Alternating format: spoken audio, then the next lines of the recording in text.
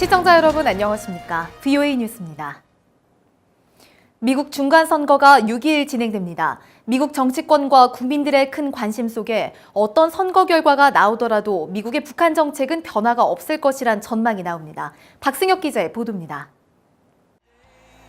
6일 미국 중간선거를 앞두고 공화당과 민주당은 사활을 건 선거운동을 벌였습니다. 공화당 소속인 도널드 트럼프 대통령은 직접 유세 현장을 찾아가 지지층을 결집하며 북한 문제 등 자신의 정책들을 강조했습니다. We've had a lot of success.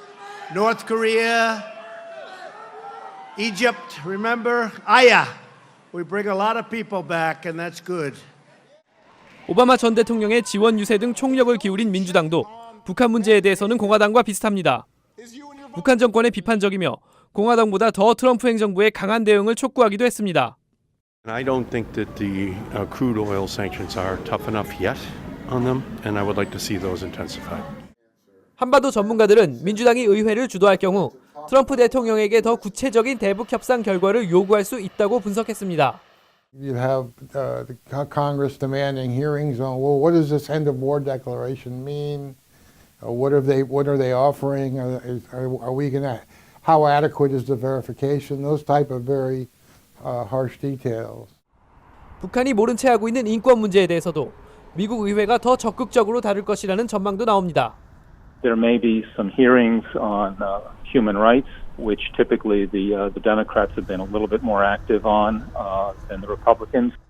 전문가들은 미국의 대북 정책은 기본적으로 의회 지지를 기반으로 한 정부 주도 방식이라며 중요한 것은 북한에 대한 행정부의 의지라고 강조했습니다.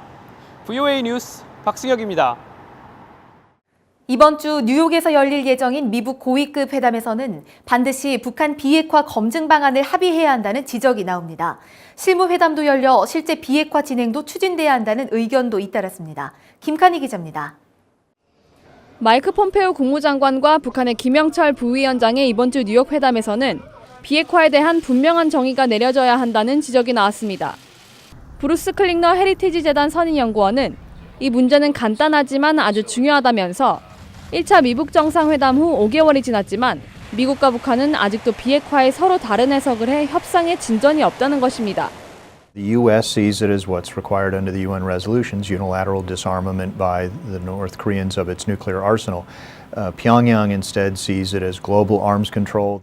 또 북한이 약속한 비핵화에 대한 검증은 북한이 제시한 풍계리 핵실험장과 동창리 엔진 시험장에 그쳐선 안 된다고 강조했습니다.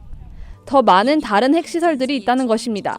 Even a limited number of short notice challenge inspections of non-declared facilities. That way you're more likely to catch cheating. 1차 미북 정상회담 이후 한 번도 진행되지 않은 실무회담도 반드시 열려야 한다는 지적도 나왔습니다. 비핵화의 구체적 협상을 시작해야 한다는 것입니다.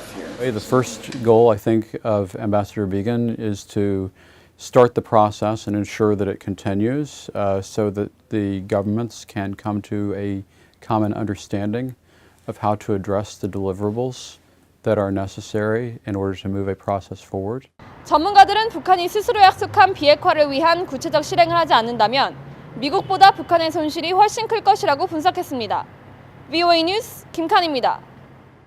북한에 대한 유엔 인권 결의안 초안이 공개됐습니다. 유엔 총회 3위원회가 상정한 이 결의안 초안은 북한의 체계적이고 광범위하며 끔찍한 인권 유린을 규탄하고 깊은 우려를 나타낸다고 밝혔습니다. 유럽연합과 일본이 작성을 주도하고 한국 등 45개국이 공동제안국으로 참여한 것으로 알려진 이 초안은 회원국들의 회람을 거쳐 다음 달 최종 채택됩니다. 북한 정권에 소송을 제기한 오토 원비어 측 증인들이 다음 달 19일 워싱턴 DC 연방 법원에 출석합니다. 증인으로는 원비어의 부모와 형제 등 4명과 한반도 전문가 2명이며 이들은 북한의 고문 실태에 대해 증언할 것으로 알려졌습니다. 원비어 부모는 아들이 북한의 고문으로 사망했다며 지난 4월 소송을 제기했고 북한 측은 공식 대응을 하지 않다가 최근 매체를 통해 고문 의혹을 부인했습니다. 탈북 청소년들의 글로벌 역량을 높여주기 위한 영어 말하기 대회가 지난 3일 서울에서 열렸습니다. 이번 대회에 참석한 한국 내 탈북민학교 청소년 20명은 탈북 후 부모와 헤어지거나 마음껏 문화생활을 할 수 없어 힘들었던 사연 등을 발표하면서 국제 무대에서의 활동 등 포부를 밝혔습니다. VOA 뉴스 마칩니다. 시청해주신 여러분 고맙습니다.